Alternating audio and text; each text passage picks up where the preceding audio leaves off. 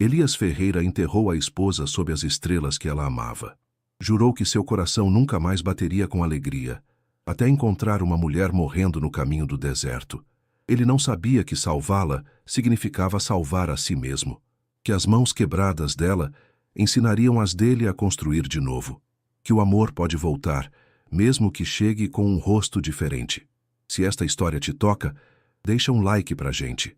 É o seu jeito de dizer: eu também perdi, eu também recomecei. E agora me conta, como você acha que esta história termina? Comente sua resposta. Quero saber o que o seu coração sente. O sol caía como uma sentença sobre o território árido do sertão, tingindo de ocre cada pedra, cada arbusto seco que se agarrava à terra como última testemunha da vida. Maria Holanda caminhava descalça pela trilha empoeirada, os pés sangrando, a garganta fechada pela sede. Ela tinha abandonado o último povoado 3 dias atrás, quando os olhares viraram facas e as palavras veneno. Não havia nada que aprendesse ali, nem família nem casa, nem mesmo um nome para dizer sem que virasse um murmúrio de escândalo. Intersexual, aberração, criatura de Deus, inacabada. As palavras ainda ecoavam na sua cabeça, martelando contra seu crânio no mesmo ritmo implacável do sol do meio-dia. O pastor tinha sido claro na frente de toda a igreja: não havia lugar para ela numa comunidade cristã. Os médicos tinham sido piores, com seus instrumentos frios e seus diagnósticos falados como condenações. O falecido marido dela, Tomás, tinha sido o único que a olhara como pessoa completa. Mas ele estava 2 anos debaixo da terra, soterrado por um desmoronamento na mina, e com ele tinha se enterrado também a única proteção dela. Maria tropeçou, caiu de joelhos sobre a terra quente. O vestido rasgado mal cobria as cicatrizes antigas nas coxas, marcas deixadas por mãos que juravam curá-la, mas que só plantaram dor. Fechou os olhos, sentindo o mundo se dissolver numa mancha dourada e pulsante. Talvez fosse melhor assim. Se entregar ao deserto, deixar o silêncio cobri-la como um cobertor. Então escutou o relincho de um cavalo. Abriu os olhos com esforço. Uma silhueta escura se destacava contra o céu ofuscante. Um homem alto, de ombros largos, montado num cavalo castanho que bufava inquieto. O homem desmontou com movimentos lentos, como se temesse assustar um bicho ferido. "Consegue levantar?" perguntou com voz rouca, sem se aproximar demais. Maria tentou responder, mas sua garganta só soltou um som áspero. O homem tirou o chapéu, mostrando um rosto curtido pelo sol e pelos anos, olhos cinzentos que a observavam sem o brilho da curiosidade doentia que ela conhecia tão bem. Ele levava um cantil no cinto. "Eu vou chegar perto", avisou, como se pedisse permissão ao ar. "Precisa beber." Ajoelhou-se a 1 metro de distância, abriu o cantil e o colocou sobre uma pedra lisa entre os dois. Depois recuou. Maria o observou confusa com aquele jeito. Peões não recuavam. Peões pegavam, exigiam, tomavam posse. Mas este esperava paciente como a própria terra. Com mãos trêmulas, Maria pegou o cantil e bebeu. A água estava morna, mas tinha gosto de vida. "Tem um rancho a 1 hora para lá do norte", disse o homem, apontando com o queixo. "Pode ficar até se recuperar. Não vou perguntar nada." Maria o olhou através das lágrimas que a água tinha feito nos seus olhos secos. Quis dizer que não, que tinha aprendido a não confiar, que peões bons eram lendas como os oásis no deserto. Mas seu corpo já tinha decidido por ela, cansado demais para continuar fugindo. "Qual seu nome?" conseguiu dizer. "Elias Ferreira", respondeu ele, estendendo a mão para ajudá-la a levantar. "E você não precisa me dizer o seu se não quiser." Mas Maria, por razões que não entendia bem, sussurrou seu nome contra o vento que começava a soprar das montanhas distantes. O rancho de Elias Ferreira era uma construção simples de madeira e pedra, num espaço aberto cercado de morros baixos que davam alguma proteção contra o vento. Tinha um estábulo pequeno, um poço com seu balde de metal enferrujado e uma varanda onde pendiam ferramentas de roça que brilhavam com o último sol da tarde. Tudo estava arrumado, com uma precisão que falava de solidão organizada, de dias feitos pela necessidade mais do que pelo prazer. Elias ajudou Maria a descer do cavalo com cuidado, mantendo sempre uma distância respeitosa entre os corpos. Ela cambaleou ao pisar em terra firme, e ele esticou o braço para segurá-la, mas sem tocar, só oferecendo um ponto de apoio se ela precisasse. Maria se agarrou ao antebraço dele por um instante, sentindo debaixo dos seus dedos a firmeza de músculo e tendão, antes de soltar e se manter de pé por querer. "O quarto de hóspedes é lá no fundo", disse Elias, empurrando a porta de madeira que rangeu nas dobradiças. "Não uso há 3 anos. Vai ter que tirar o pó, mas a cama é firme." Lá dentro, a casa cheirava a lenha queimada e a ervas secas que pendiam do teto em feixes. A sala principal era grande, com uma lareira de pedra numa ponta e uma mesa longa de pinho no meio. Nas paredes, prateleiras com livros e ferramentas, tudo no seu lugar, tudo quieto. Não havia fotos nem enfeites pessoais, como se Elias tivesse decidido viver num presente contínuo, sem passado para lembrar nem futuro para imaginar. O quarto que ele mostrou era pequeno, mas limpo. Uma cama com um colchão de palha, uma mesinha de cabeceira com uma vela pela metade, uma janela que dava para o oeste. Maria sentou na beirada da cama, sentindo cada músculo do seu corpo gritar de cansaço. "Vou trazer água para você se lavar", disse Elias na porta. "E algo para comer. Não é muito, mas é o que tem." "Por que está fazendo isso?" perguntou Maria de repente, sua voz mal um sussurro. "Não me conhece. Eu poderia ser qualquer coisa." Elias parou, sua silhueta recortada contra a luz dourada do pôr do sol que entrava pela janela da sala. Virou-se um pouco, mas não a olhou direto. 3 anos atrás. Começou com voz calma. "Minha esposa ficou doente com febre. Levei ela para o povoado, mas o médico se negou a atender porque a gente não tinha dinheiro suficiente. Ela morreu no caminho de volta, nos meus braços, olhando as mesmas estrelas que eu vejo toda noite desde então." Fez uma pausa, e Maria viu como as mãos dele se fecharam em punhos ao lado do corpo. "Jurei que nunca mais ia ver alguém em necessidade e dar as costas. Não por pena, por justiça. Porque o mundo já é cruel o suficiente sem a gente colocar mais desinteresse." Saiu antes que Maria pudesse responder, deixando-a sozinha com o peso daquelas palavras. Ela se deitou na cama, sentindo o colchão ceder debaixo do seu corpo, e pela primeira vez em anos, deixou as lágrimas caírem sem tentar parar. Não eram lágrimas de dor, mas de algo mais confuso e estranho. Alívio. Os primeiros dias passaram numa calmaria quase sagrada. Maria ficava no seu quarto a maior parte do tempo, olhando pela janela como Elias trabalhava nos currais. Consertava cercas, dava comida aos cavalos. Movia-se com a economia de gestos de quem vive sozinho, sem pressa, mas sem parar, cada ação cumprindo seu propósito certo. Ele deixava comida na porta do quarto dela 3 vezes por dia, pão feito na hora, carne seca, água fresca do poço. Nunca batia. Só deixava a bandeja sobre uma cadeira de madeira que tinha posto ali no primeiro dia e ia embora. Maria esperava escutar os passos dele se afastando antes de abrir a porta e pegar o prato. Comia devagar, sentindo o gosto de cada pedaço não por fome, mas pela surpresa de que alguém se importasse em dar comida a ela, sem pedir nada em troca. No terceiro dia, quando o sol mal começava a subir no horizonte, Maria saiu do seu quarto. Elias estava na cozinha, de costas para ela, mexendo algo numa panela sobre o fogo. Ela ficou na porta, descalça, com o vestido limpo que tinha achado dobrado sobre a cadeira na noite anterior. Era grande demais, provavelmente tinha sido da falecida esposa dele, mas cheirava a lavanda e a ar puro. "Bom dia", disse ela, sua voz ainda rouca por não usar. Elias se virou, surpreso, mas sem se assustar. Seus olhos a percorreram rapidamente, sem parar em nenhum lugar em especial, e ele fez que sim com a cabeça. "Bom dia. Como se sente?" "Melhor", respondeu Maria, dando um passo para dentro. "Quero ajudar, com o que for. Não posso ficar aqui sem fazer nada." Elias a observou em silêncio, como se estivesse vendo não o que ela podia fazer, mas o quanto ela queria. Finalmente apontou para a mesa. "Pode começar tomando um café da manhã decente. Depois, se quiser, tem roupa que precisa de conserto.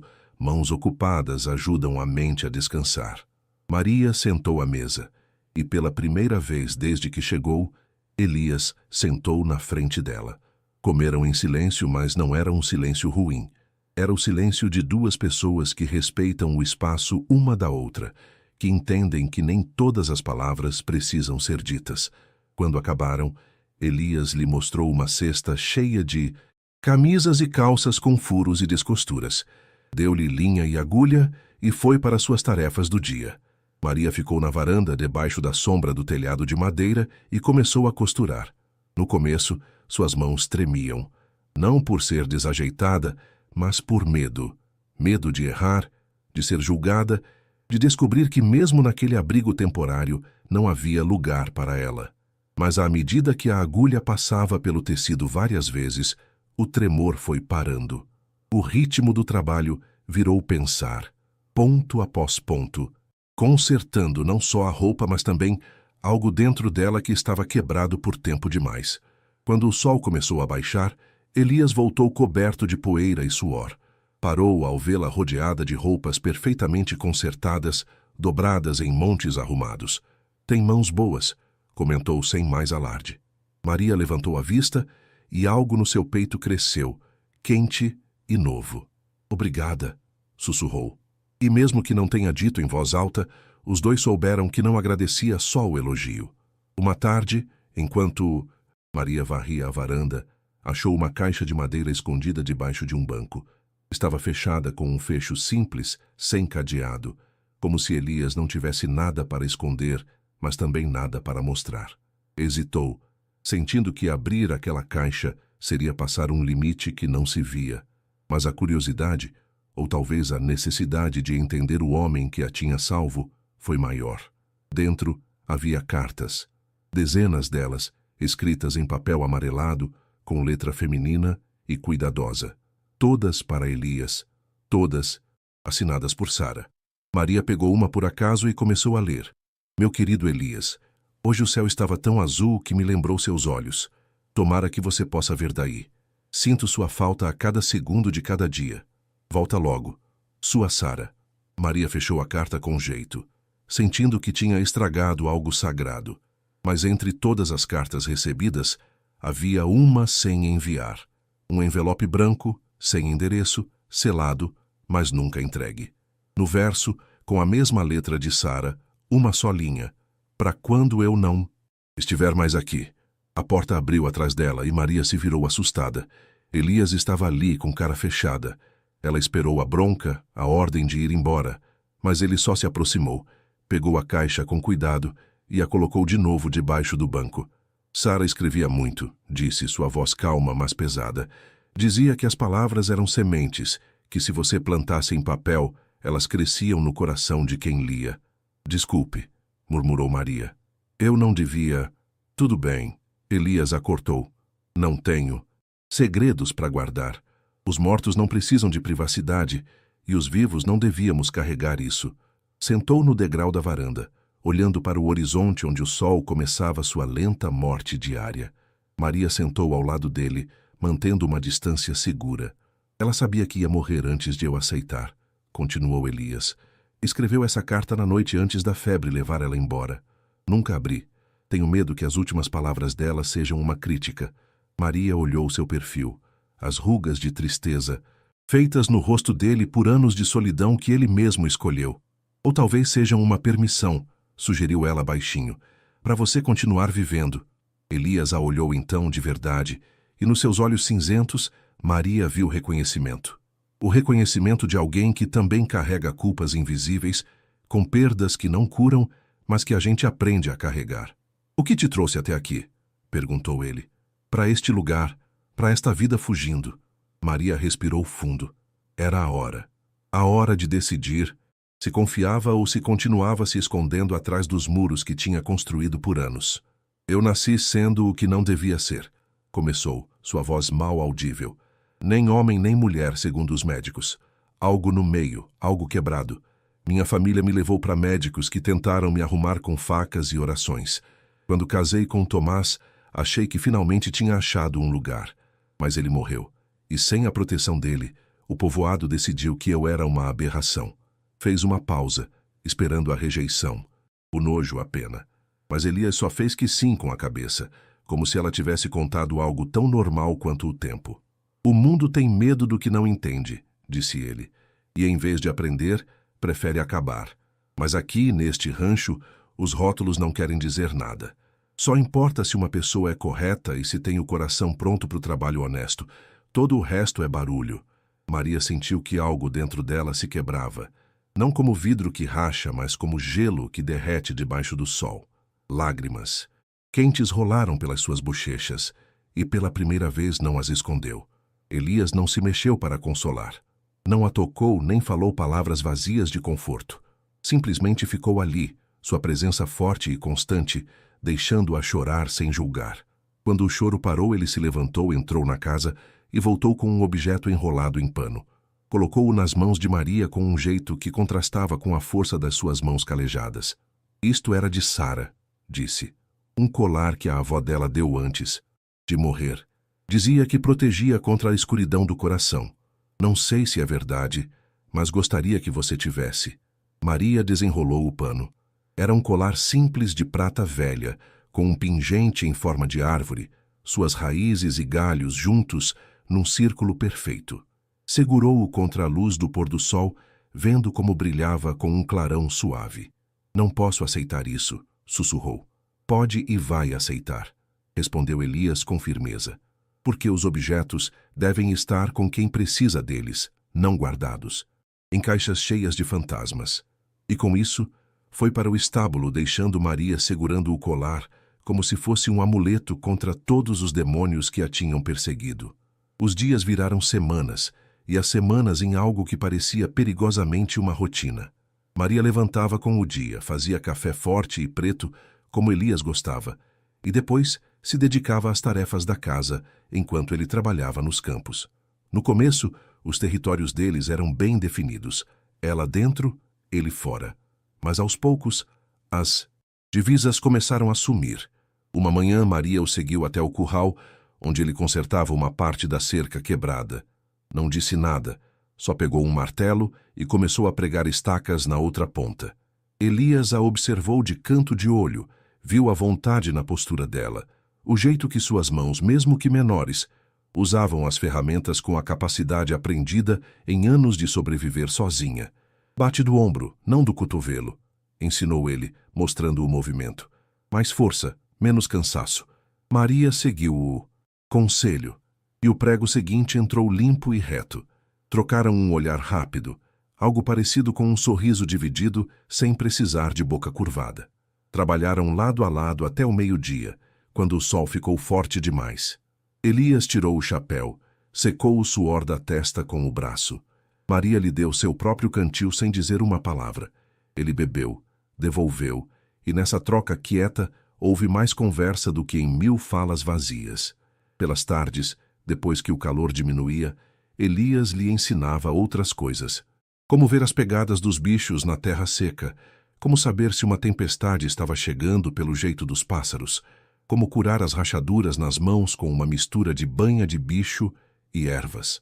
Maria absorvia cada lição com uma vontade que surpreendia os dois, como se estivesse não só aprendendo a fazer coisas, mas refazendo uma identidade que o mundo tinha negado a ela. Uma noite, enquanto jantavam na varanda debaixo do céu, cheio de estrelas, Maria perguntou: "Por que você vive tão longe de tudo? É só por causa de Sara ou tem mais?" Elias mastigou devagar antes de responder, como se escolhesse cada palavra com o mesmo cuidado com que escolhia madeiras para construir.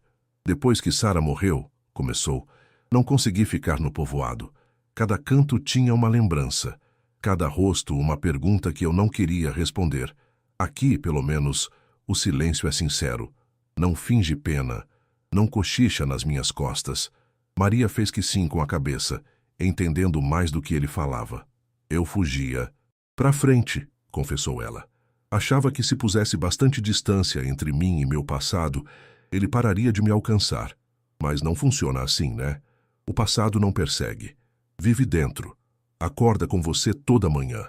Até você achar uma razão para que não seja o passado a primeira coisa que você pensa", adicionou Elias, olhando direto para ela. "Até o presente ficar mais forte." Os olhares deles ficaram presos no ar pesado da noite do deserto, e Maria sentiu algo mudar. Não era atração pelo Menos não o tipo de atração que ela tinha conhecido. Era algo mais fundo, mais assustador. A chance de pertencer sem perder o que era. No sexto domingo desde a chegada de Maria, apareceu um peão no horizonte. Elias viu primeiro, apertou os olhos contra o sol e reconheceu a forma do cavalo antes da do homem. Era Daniel Martins, dono do armazém do povoado, um dos poucos com quem Elias fazia negócios. "Fica dentro", disse a Maria, sua voz de repente tensa. "Não quero que tenha perguntas desnecessárias." Mas Maria, que tinha aprendido a reconhecer o perigo disfarçado de gentileza, balançou a cabeça. "Se eu me esconder, ele vai achar que tem algo para esconder. Deixa eu ficar aqui. Não vou falar se não for preciso." Elias hesitou, mas finalmente concordou. Sabia que ela estava certa. A culpa sempre se sente no medo. Daniel Martins desmontou com a simpatia exagerada de quem vem fofocar mais do que comprar. Era um homem de meia idade, barriga grande e olhos pequenos, que viam tudo como se estivessem dando preço. "Elias, quanto tempo!" exclamou apertando a mão do peão com muita força. "Vim ver se precisa de mantimentos." E também, os olhos dele pararam em Maria, conhecer sua nova ajudante. "Maria Holanda", se apresentou ela antes que Elias pudesse falar, estendendo a mão com firmeza. "Trabalho no rancho em troca de teto e comida." Daniel apertou a mão dela rapidamente, mas Maria sentiu a dúvida, o jeito que ele tirou os dedos um segundo antes do que era educado. Ela já tinha visto isso antes. Aquele momento em que alguém decide que algo em você está errado, mesmo que não saibam o quê. "Holanda?", repetiu Daniel, franzindo a testa. "Esse sobrenome me soa. De que povoado você vem?" "De nenhum em particular", respondeu Maria com calma treinada. "Eu viajei muito." A conversa continuou tensa, com Daniel fazendo perguntas que pareciam normais, mas que procuravam falhas. Perguntou pela família dela, pela história, por como tinha chegado ali. Maria respondeu, com meias-verdades, com fugas gentis que não eram mentiras, mas que também não revelavam nada. Quando Daniel finalmente foi embora, levando um pedido de mantimentos e muito mais curiosidade do que tinha trazido, Maria e Elias ficaram na varanda, vendo como a silhueta sumia na distância. "Ele vai voltar com perguntas mais diretas", disse Maria, "e vai trazer outros. É assim que funciona. Uma mulher sozinha no rancho de um viúvo. Vão inventar histórias se a gente não der uma para eles." "Que inventem o que quiserem", respondeu Elias com voz de pedra. "Este é meu rancho, minha vida. Não devo explicações a Daniel Martins nem a ninguém."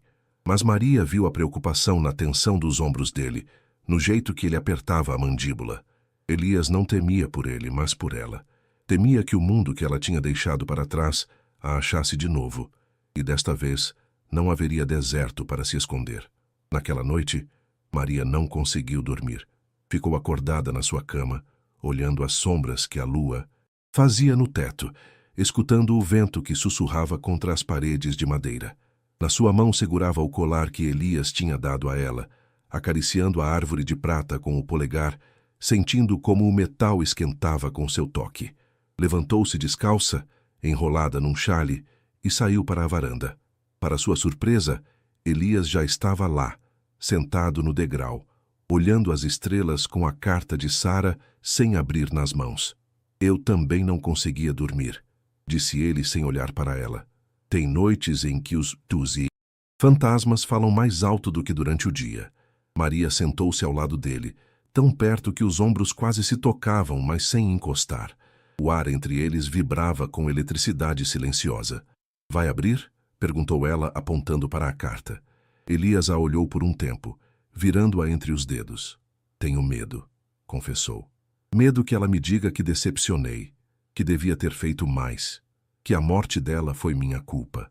Ou medo que ela te perdoe", adicionou Maria baixinho. "Porque te perdoar significaria que você tem que começar a se perdoar. E isso é mais difícil do que carregar a culpa." Elias a olhou então, surpreso com a clareza das suas palavras. Maria segurou o olhar sem desviar os olhos. "Eu também carrego culpa", confessou ela, "por não ter lutado mais, por ter acreditado nos médicos quando disseram que eu estava quebrada. por ter pensado 1000 vezes em parar de existir só porque o mundo insistia que eu não devia existir. Tomás me salvou de mim mesma, mas quando ele morreu, voltei para aquele lugar escuro. E uma parte de mim ainda está lá se perguntando se eu não devia ter deixado o deserto me engolir. Mas não deixou, disse Elias com firmeza. Continuou andando. Isso precisa de mais coragem do que se entregar. Ou talvez só covardia, respondeu Maria com amargura. Medo demais de escolher o fim. Elias esticou a mão, não para pegá-la, mas para colocá-la sobre o degrau entre os dois. Um convite sem pressão. Maria olhou para a mão dele, hesitou e, finalmente, colocou sua própria mão a milímetros de distância, tão perto que podia sentir o calor da pele dele, mas sem tocar. Uma ponte de ar e chance. Coragem não é não ter medo, disse ele. É continuar apesar do medo. E você continuou todo dia desde que chegou aqui. Isso não é covardia. É a coisa mais corajosa que conheço. Ficaram assim, duas solidões, que se faziam companhia sem atrapalhar, até que o céu começou a ficar daquele azul fundo que vem antes do amanhecer. Então Elias dobrou a carta e guardou de novo no bolso. Talvez amanhã, murmurou. Ou talvez nunca, mas pelo menos agora sei que tenho escolha. Maria sorriu, um sorriso pequeno, mas de verdade. O primeiro em anos que não tinha tristeza. É tudo o que a gente precisa, disse. A escolha. Os dias seguintes trouxeram um novo tipo de silêncio entre Maria e Elias. Já não era o silêncio cuidadoso de dois estranhos, dividindo um espaço, mas o silêncio bom de quem se entende sem precisar de palavras. Trabalhavam juntos com uma sincronia que surpreendia os dois. Ela adivinhava quando ele precisava de uma ferramenta. Ele sabia quando ela precisava descansar sem que ela dissesse. Uma tarde, enquanto consertavam o telhado do estábulo estragado pelo vento, Maria escorregou na escada. Elias a segurou pela cintura por instinto, e por um momento que esticou como caramelo debaixo do sol, ficaram assim, ele segurando o peso dela, ela com as mãos nos ombros dele para se equilibrar. Os rostos deles ficaram a centímetros de distância. Maria viu os pontos dourados nos olhos cinzentos de Elias, as pequenas cicatrizes na bochecha dele de anos trabalhando sob o sol forte. Ele viu os cílios escuros de Maria, o jeito que a respiração dela acelerada mexia o colar de prata que ela agora usava sempre. Obrigada, sussurrou ela. De nada, respondeu ele. Mas nenhum dos dois se mexeu. Foi Maria quem finalmente se afastou, subindo o resto dos degraus com cuidado renovado.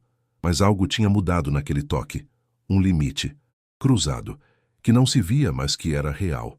À noite jantaram como sempre, mas cada gesto parecia cheio de significado.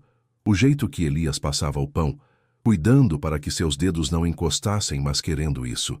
O jeito que Maria servia a água, colocando devagar, como se cada segundo a mais na presença dele valesse ouro. Falavam de coisas comuns, o tempo, os cavalos, a necessidade de comprar mais milho, mas debaixo de cada palavra flutuava o que não era dito. Alguma vez pensou em casar de novo? Perguntou Maria de repente, surpreendendo a si mesma. Elias largou o garfo devagar, pensando na pergunta com a seriedade que ela merecia. No começo, não. Parecia uma traição a Sara. Depois, simplesmente não parecia possível. O coração, quando se fecha, precisa de um motivo muito forte para abrir de novo. E agora? Insistiu Maria, seu coração batendo tão forte que ela tinha certeza que ele podia escutar. Elias a olhou direto, sem fugir. Agora eu penso que o coração não é um lugar que se abre ou se fecha. É mais como uma casa. Pode ter quartos vazios por anos, mas isso não quer dizer que está destruída. Só dormindo, esperando que alguém acenda as velas de novo. Maria sentiu lágrimas queimando atrás dos olhos, mas não as deixou cair. Em vez disso, esticou a mão sobre a mesa, palma para cima, uma oferta clara e corajosa. Elias olhou para a mão dela por um bom tempo. Depois, devagar, colocou a sua em cima. Não com a força de quem toma, mas com a delicadeza de quem recebe. Um presente frágil. Os dedos dele se juntaram, calejados contra calejados, duas superfícies duras que juntas criavam algo suave. Não sei o que sou, sussurrou Maria. Não sei se posso ser o que alguém precisa. Os médicos disseram coisas, a igreja disse outras. Nunca me encaixei em molde nenhum e talvez nunca vá. Não precisa se encaixar, respondeu Elias, apertando suavemente a mão dela. Só precisa ser. E isso, Maria Holanda, já faz você ser melhor do que qualquer pessoa que conheci. Ficaram assim, mãos unidas sobre a mesa de pinho gasta, enquanto as velas queimavam suas últimas horas e as sombras dançavam nas paredes, testemunhas quietas do nascimento de algo que nenhum dos dois ousava chamar pelo nome ainda. A manhã chegou com nuvens baixas e ameaça de chuva, algo raro naquela região seca. Elias tinha saído cedo para aprender o que podia antes da tempestade, e Maria o ajudava trazendo as ferramentas que estavam fora. Numa de suas idas para dentro da casa, viu a carta de Sara sobre a mesa da cozinha, não mais no bolso de Elias, mas à mostra, como se ele finalmente tivesse tido coragem. Maria olhou, mas não tocou. Não era dela para ler. Continuou com suas tarefas, mas toda vez que passava perto da mesa, a carta a chamava com um sussurro magnético. Quando Elias voltou molhado pelas primeiras gotas de chuva, encontrou Maria de pé na frente da mesa, olhando o envelope como se fosse um mistério antigo. Pode ler, disse ele secando o rosto com uma toalha. Se eu ler sozinho, é como se as palavras morressem comigo. Mas se mais alguém as conhece, elas vivem um pouco mais. Maria o olhou, procurando sinais de dúvida, mas só achou decisão. Pegou a carta com respeito, quebrou o selo com cuidado e abriu o papel amarelado. A letra de Sara era delicada, mas firme, cada palavra feita com amor claro. Leu em voz alta, para que os dois pudessem escutar. Meu querido Elias, se você está lendo isto, significa que o tempo que a gente temia finalmente chegou. Não chore. Por mim mais do que precisa, meu amor. Eu vivi uma vida cheia porque você estava nela. Cada dia que vi foi mais bonito porque eu sabia que você veria também. Cada noite foi mais calma porque eu dormia nos seus braços. Agora preciso te pedir algo difícil. Me perdoa por te deixar. Sei que você vai querer se culpar, buscar motivos, se perguntar o que poderia ter feito de diferente. Mas a verdade é simples. Algumas coisas simplesmente acontecem. A febre não respeita o amor, nem o dinheiro, nem as orações. Veio por mim. E mesmo que você tenha lutado como um leão, alguns inimigos não podem ser vencidos. O que você pode fazer, o que eu te imploro que faça, é continuar vivendo. Não só existir, Elias. Viver. Abre as cortinas que eu sei que você vai fechar. Faz comida completa, não só o básico. Ri quando algo for engraçado. Chora quando algo for triste. E quando você achar alguém que faça seu coração lembrar como bater de alegria, não dê as costas por ser fiel ao meu fantasma. Eu vou estar nas estrelas que você tanto amava me mostrar, no vento que passa pelo rancho, em cada amanhecer dourado. Você não me perde, meu amor. Eu simplesmente mudo de forma. E de onde eu estiver, vou querer te ver feliz. Com todo o meu amor eterno, Sara. O silêncio que veio depois foi pesado, cheio de um sentimento que nenhum dos dois sabia como chamar. Maria dobrou a carta com mãos trêmulas e a colocou de novo sobre a mesa. Quando levantou a vista, viu lágrimas quietas descendo pelo rosto de Elias. Lágrimas que ele não tentava esconder. Ela sabia, murmurou ele, sua voz falha. Sabia exatamente como ia ser. Sabia que eu ia me fechar, que ia virar pedra. Maria se aproximou e desta vez não hesitou. Colocou as mãos nas bochechas de Elias, segurando o rosto dele com uma ternura que contrastava com a força das suas palmas calejadas. E agora você sabe que ela não queria isso, disse Maria. Que te amar significava querer sua felicidade, mesmo sem ela. Elias fechou os olhos, encostando a testa na de Maria. Não era um beijo, mas era mais íntimo do que qualquer toque físico que tivessem dividido. Era se entregar. Era permissão. Era o momento em que os dois pararam de fugir do que estava crescendo entre eles. Lá fora, a tempestade finalmente começou. A chuva batia no telhado com raiva antiga. O vento uivava entre as vigas e os raios iluminavam o interior da casa com flashes prateados. Mas dentro, na cozinha simples daquele rancho perdido na imensidão do sertão, duas pessoas começavam a construir algo que não precisava de nome ainda. Só existir. A tempestade durou 3 dias. 3 dias em que Maria e Elias ficaram presos no rancho, obrigados a dividir um espaço menor, a encarar a proximidade que antes podiam evitar com o trabalho fora.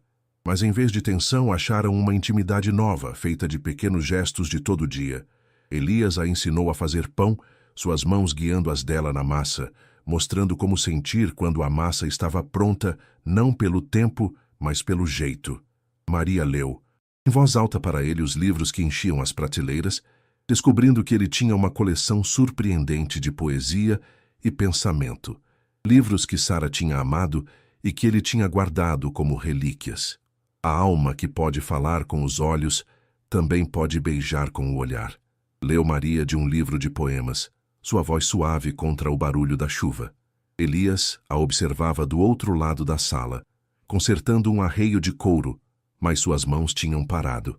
Olhava para ela como se estivesse guardando cada detalhe.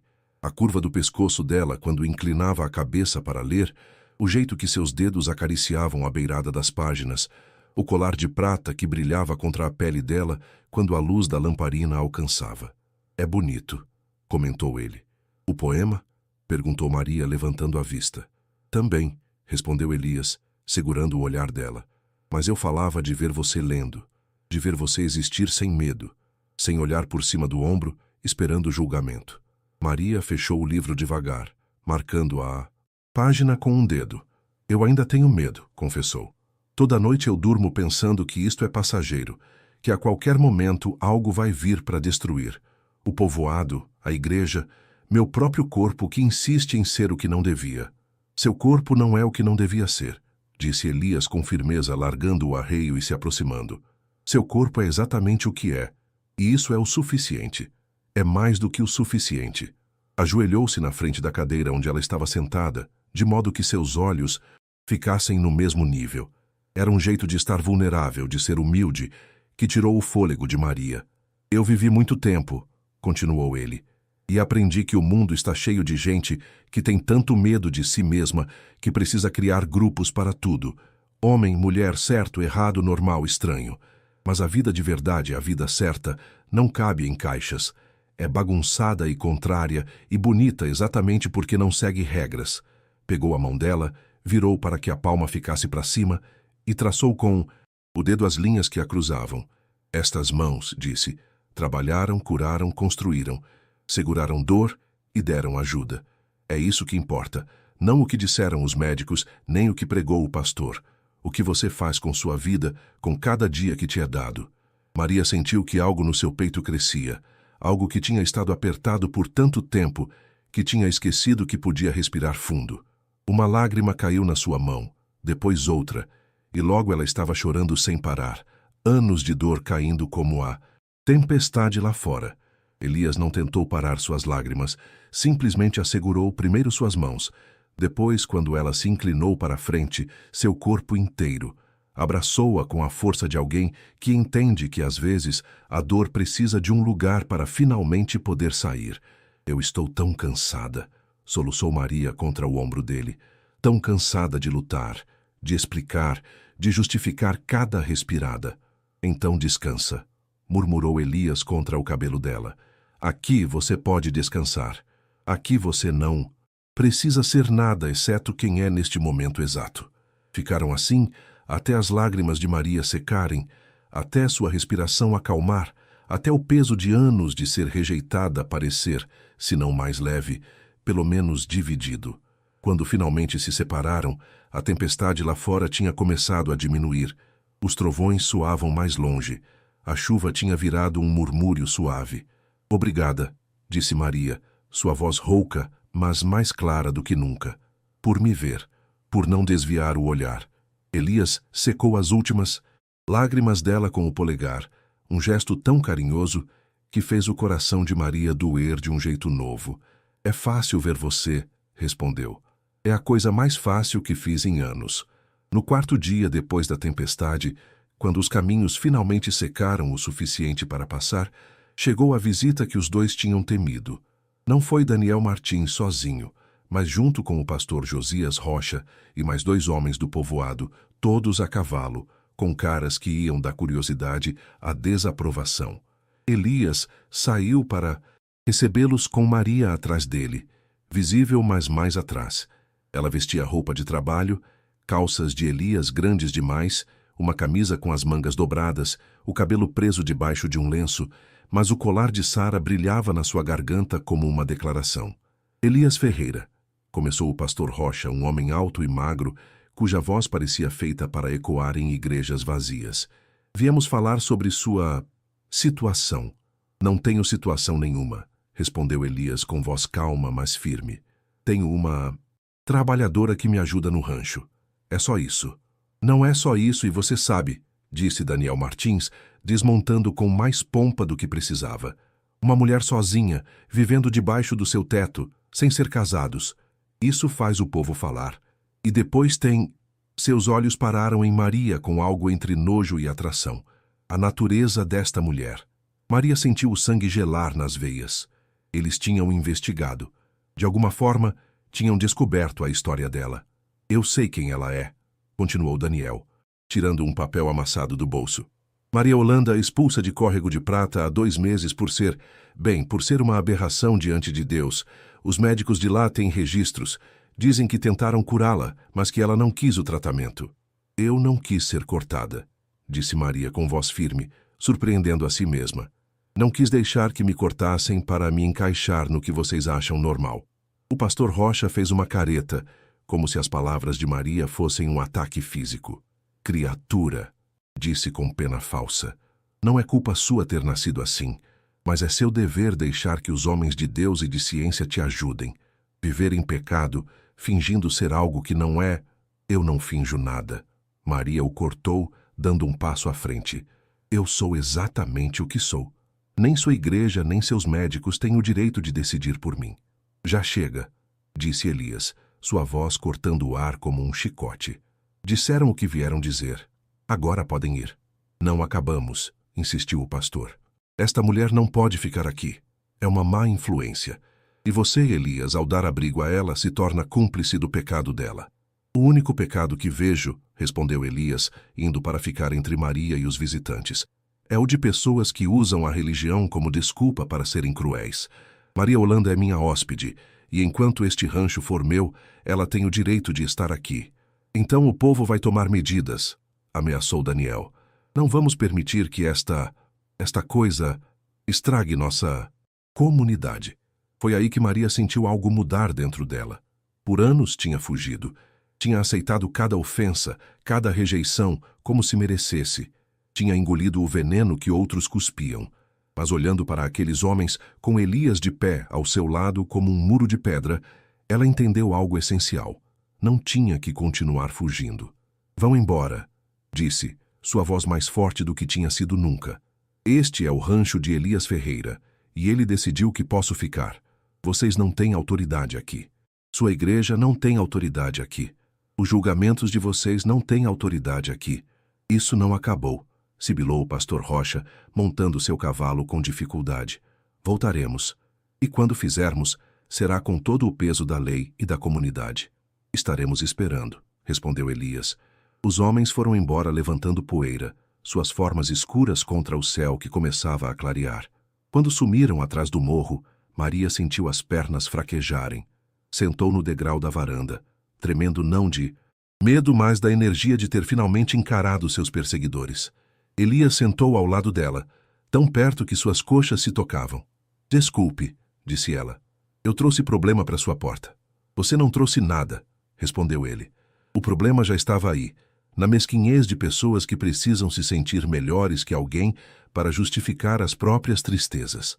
Maria olhou para ele, este homem que tinha arriscado sua paz para defendê-la, e soube que tinha passado de um ponto sem volta.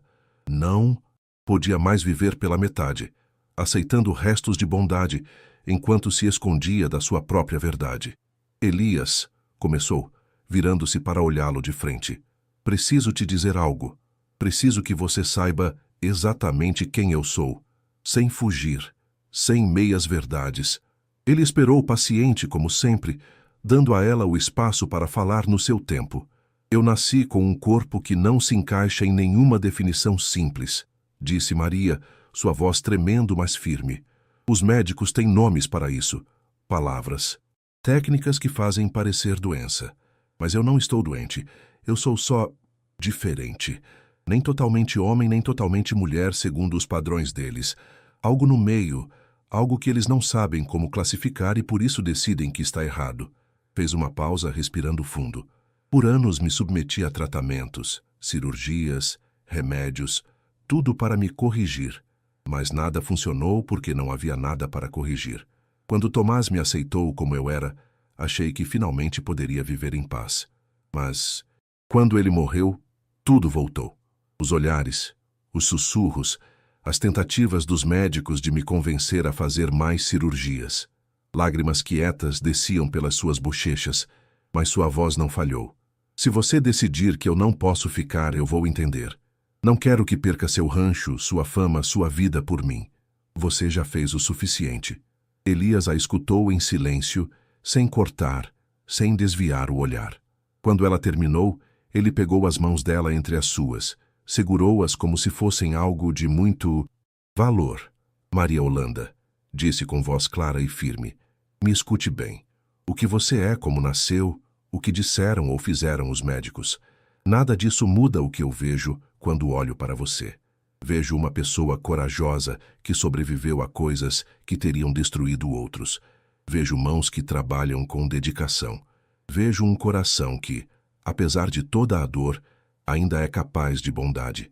Chegou mais perto, até que suas testas quase se tocaram.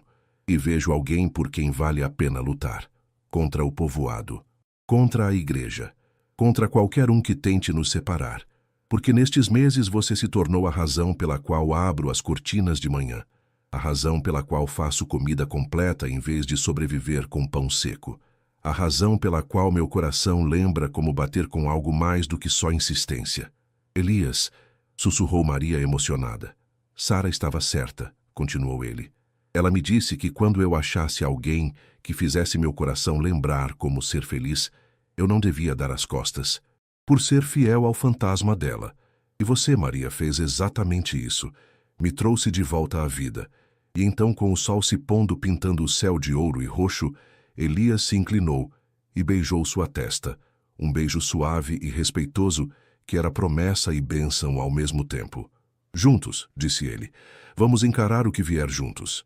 Maria fez que sim com a cabeça, sem conseguir falar, sentindo que algo antigo e quebrado dentro dela começava, finalmente, a sarar. Os dias seguintes foram de se preparar, não para uma luta de corpo como Maria tinha temido, mas para algo mais sutil e desafiador, a resistência quieta. Elias explicou que o povoado não podia forçá-los a fazer nada enquanto ficassem no rancho, enquanto não quebrassem nenhuma lei de verdade. Mas também sabia que a pressão social podia ser tão destrutiva quanto qualquer violência física. Precisamos fazer uma declaração, disse uma noite durante o jantar. Algo que deixe claro que não vamos nos esconder, mas que também não vamos procurar briga, sem precisar. Que tipo de declaração? Perguntou Maria. Elias ficou em silêncio por um momento pensando. Depois se levantou e foi para o quarto, voltando com uma caixa de madeira escura feita com desenhos de flores. Abriu-a com cuidado, mostrando um anel simples de ouro. Este era o anel de casamento de Sara, disse, segurando-o contra a luz da lamparina. Quando ela morreu, guardei pensando que nunca mais voltaria a pensar em casamento. Mas agora, olhou para Maria com uma força que a fez prender a respiração. Não estou pedindo casamento tradicional, explicou ele. Sei que isso traria problemas de lei que nenhum de nós quer encarar. Mas quero que você tenha isto como símbolo, como declaração de que você não é minha empregada nem minha hóspede passageira. É minha companheira, minha família escolhida, a pessoa com quem quero dividir minha vida, seja lá como o mundo decidir nos chamar. Maria pegou o anel com mãos trêmulas. Era menor que seus dedos, feito para mãos mais delicadas que as suas duras pelo trabalho. Não me serve, murmurou, experimentando em vários dedos sem dar certo. Então vamos usar de outro jeito, disse Elias, tirando um cordão de couro do bolso. Vai usar como pingente, junto do colar de Sara. 2 símbolos juntos, como agente. Com cuidado passou o anel pelo cordão e amarrou no pescoço de Maria, de modo que ficasse pendurado junto à árvore de prata. Os dois metais brilharam juntos, ouro e prata unidos. Agora, disse Elias voltando, para ver o que tinha feito. Quando vierem do povoado, vão ver que não estamos escondendo nada, que não temos vergonha do que somos. Mas Maria sabia que precisavam de algo mais. Um gesto que fosse só deles, não só uma coisa do passado de Elias usada de novo. Eu quero fazer algo por você também, disse ela. Algo que mostre que eu também quero. Nos dias seguintes, Maria trabalhou em segredo num projeto. Tinha achado um pedaço de madeira de mesquite no estábulo, escura e dura, perfeita para esculpir. Com as ferramentas de Elias e uma paciência que não sabia que tinha, começou a dar forma à madeira. Levou 2 semanas. 2 semanas trabalhando à tarde, quando Elias estava ocupado com os bichos, escondendo seu projeto toda vez que escutava os passos dele se aproximarem. Esculpiu uma figura simples, mas forte. 2 mãos juntas, saindo de uma base que representava terra firme. Não eram mãos iguais. Uma era claramente maior que a outra, mais áspera, com nós dos dedos mais salientes. A outra era mais fina, mas igualmente forte, com dedos longos que se agarravam com vontade. Na base, com uma faca esquentada no fogo, gravou uma só palavra em português: juntos. Na noite que terminou, mostrou para Elias durante o jantar. Ele abriu o pano que a cobria e ficou parado, olhando a escultura com cara de quem não consegue entender. É mal feito, desculpou-se Maria. Eu não sou artista, mas eu queria que você tivesse algo meu. Algo que mostrasse que eu também escolho isso, que escolho ficar, lutar, construir uma vida aqui com você. Elias passou os dedos pela madeira lisa, seguindo as linhas das mãos esculpidas. Quando levantou a vista, seus olhos brilhavam com lágrimas não caídas. É perfeita, disse com voz rouca. É a coisa mais linda que alguém já me deu. Levantou-se, deu a volta na mesa e a abraçou com uma força que passava tudo o que as palavras não podiam. Maria retribuiu o abraço, sentindo como seus corpos se encaixavam apesar das diferenças de altura e corpo, como 2 peças de um quebra-cabeça que o destino tinha espalhado, mas que finalmente tinham achado seu lugar. Obrigado, sussurrou Elias contra o cabelo dela, por me escolher, por ficar, por ser tão incrivelmente corajosa. Obrigada a você, respondeu Maria, por me ensinar que valia a pena ficar. Naquela noite, colocaram a escultura no meio da prateleira sobre a lareira, onde qualquer um que entrasse na casa a veria na hora. Não era um desafio, mas uma certeza, uma lembrança, esculpida em madeira de que o amor, em todas as suas formas não tradicionais, merecia existir sem pedir desculpas. A resposta do povoado chegou 3 semanas depois, mas não do jeito que tinham imaginado. Não vieram com tochas nem com ordens da lei. Vieram com algo mais perigoso, o isolamento econômico. Daniel Martins mandou um recado através de um menino do povoado. Não venderia mais mantimentos para Elias. Nem ele, nem nenhum outro comerciante do povoado. O ferreiro se negou a consertar ferramentas. O médico, o mesmo que tinha deixado Sara morrer, disse em público que não atenderia ninguém do rancho Ferreira, enquanto aquela criatura vivesse ali. Elias escutou o recado do menino com cara séria, deu umas moedas para o garoto pelo seu tempo e fechou a porta. Eles tentam nos sufocar com dinheiro, disse a Maria. Nos forçar a escolher entre comida e o que a gente acredita. O que a gente faz? Perguntou ela, sentindo o peso da culpa no seu peito. Não posso pedir que você morra de fome por mim. Não se trata de morrer de fome, respondeu Elias, já pensando no que fazer. Temos comida para 6 meses se formos cuidadosos. E tem outros povoados, mais longe, mas dá para ir. Podemos comprar lá. Mas isso quer dizer dias de viagem, disse Maria. Deixar o rancho sem proteção. Então você vem comigo, disse Elias simplesmente. Ou eu fico e você vai.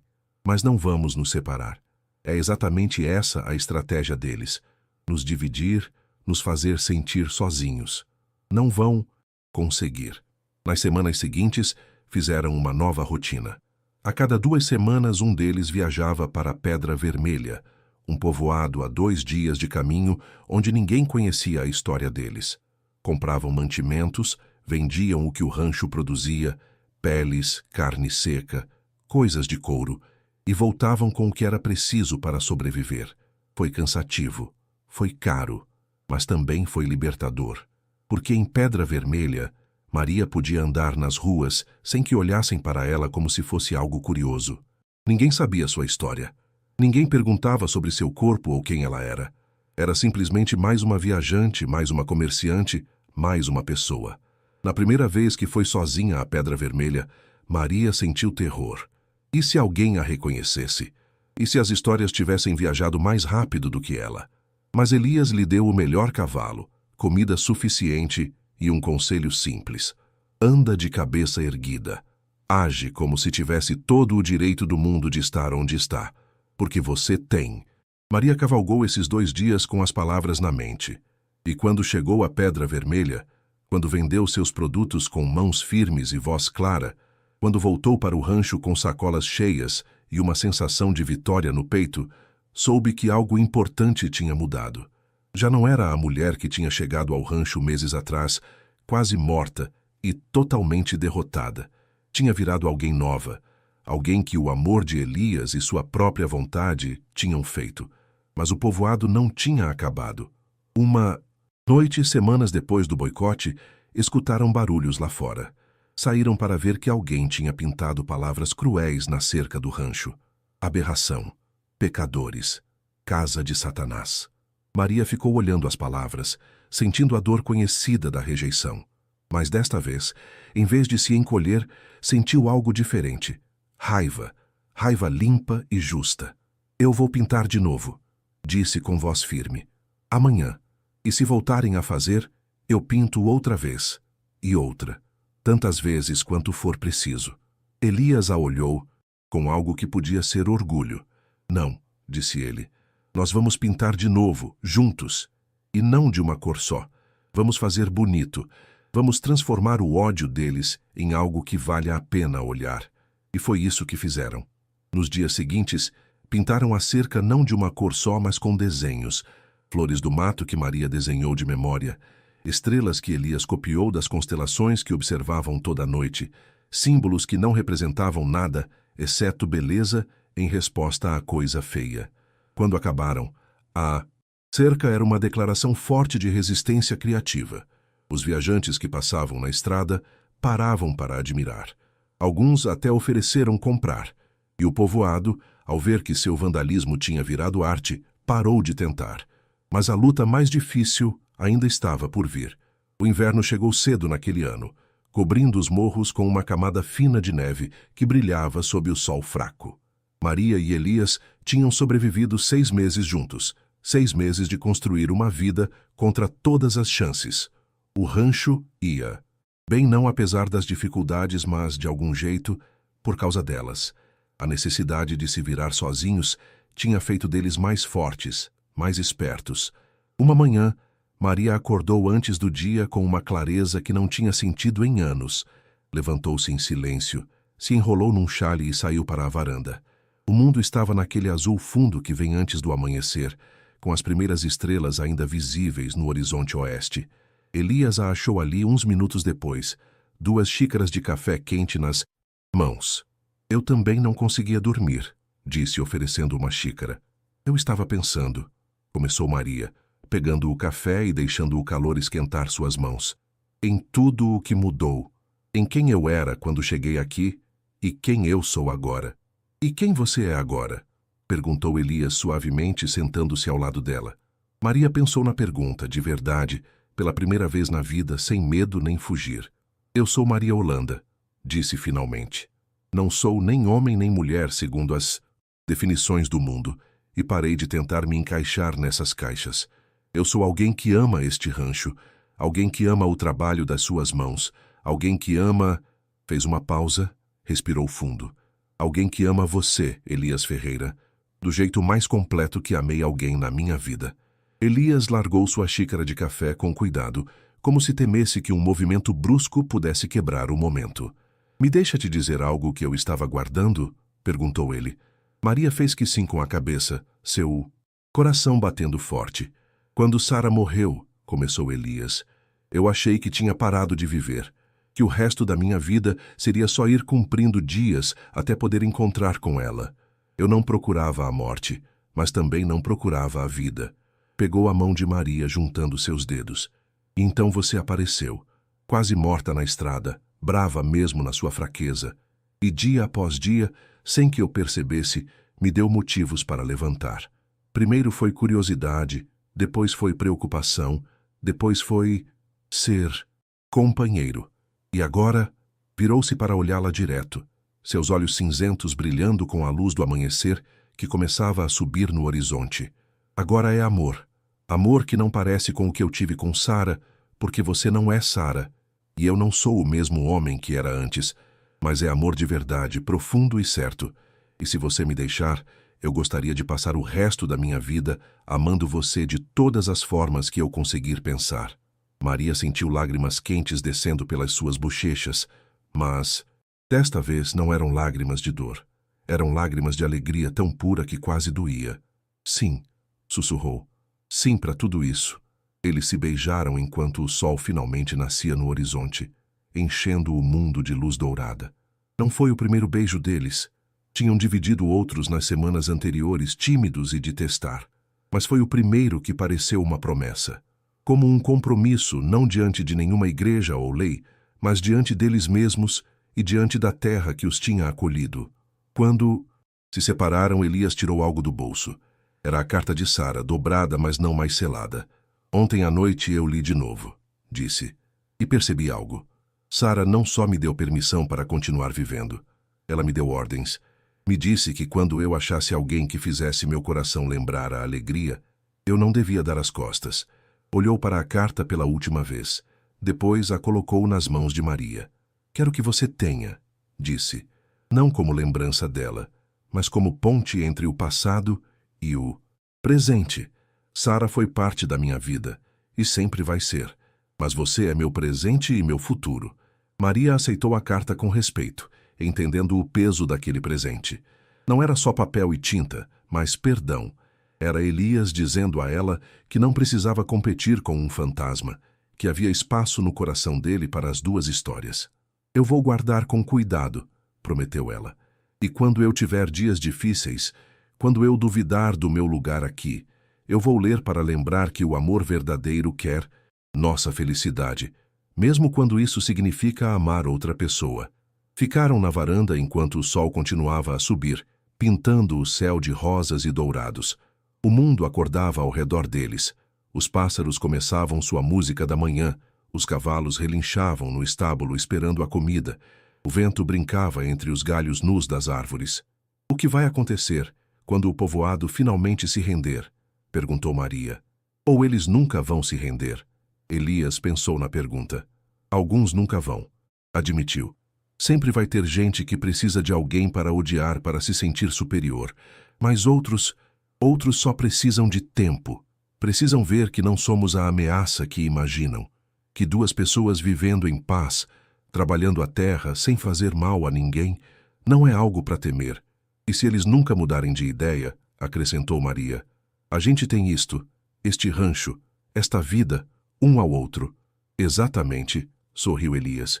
E honestamente, eu já descobri que isso é mais do que suficiente.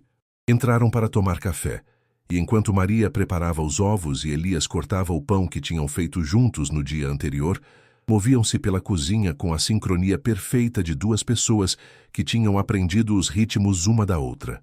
Não precisavam de palavras para saber quando um precisava de espaço ou quando o outro precisava de um toque de apoio.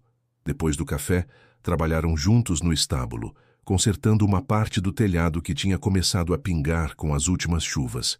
Enquanto Maria segurava as vigas, Elias as pregava no lugar, e nesse trabalho simples e dividido, havia uma beleza que nenhum poema poderia mostrar totalmente.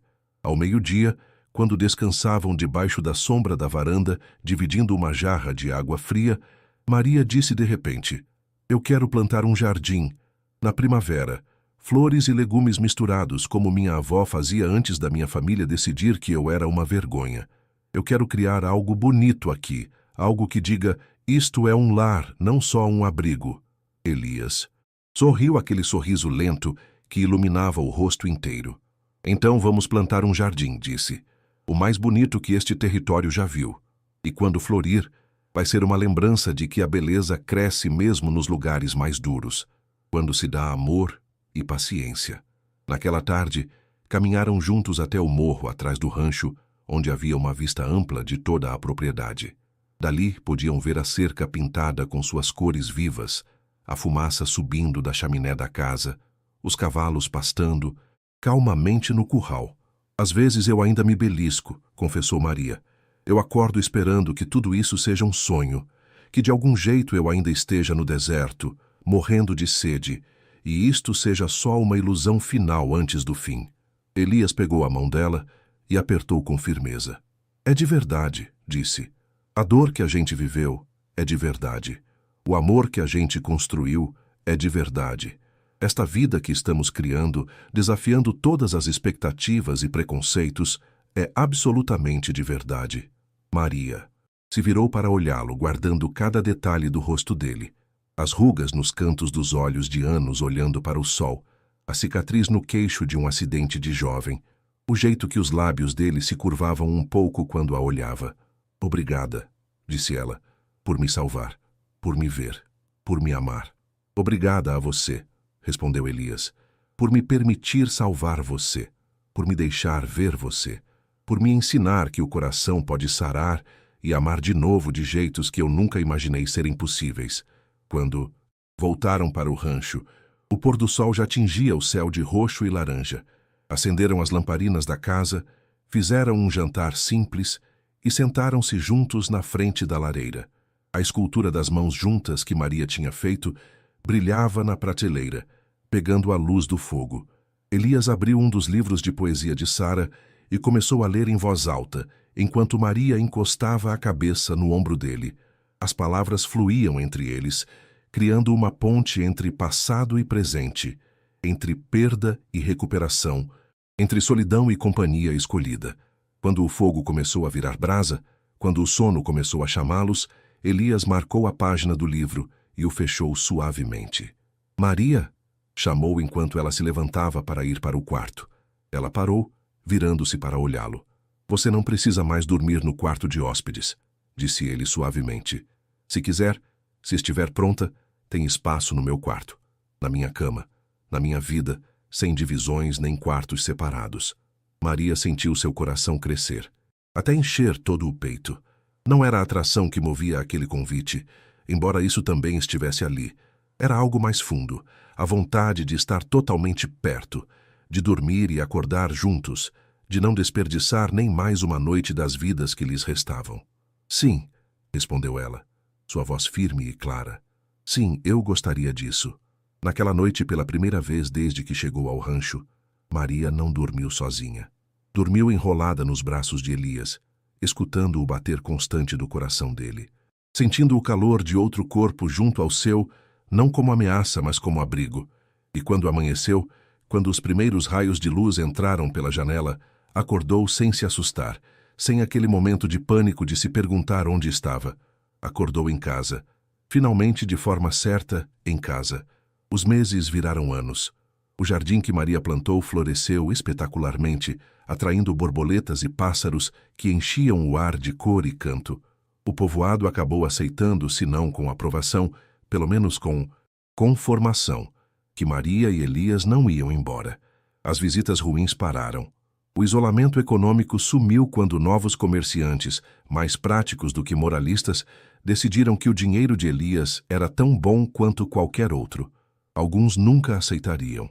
O pastor Rocha pregava sermões de vez em quando sobre a bagunça moral que vivia nos morros. Daniel Martins murmurava para quem quisesse escutar sobre aberrações e pecadores. Mas as vozes deles ficaram cada vez mais longe, abafadas pelo simples fato de duas pessoas vivendo uma vida honesta e produtiva. Maria nunca esqueceu quem era. As cicatrizes no seu corpo ficaram, lembretes físicos de um passado que não podia mudar. Mas junto a essas cicatrizes cresceram novas marcas. Calos nas palmas de trabalhar a terra, rugas de sol no rosto de passar dias sob o céu aberto, músculos fortes de levantar cercas e carregar água. E toda noite, antes de dormir, Tocava o colar que usava sempre, a árvore de prata de Sara e o anel de ouro do casamento.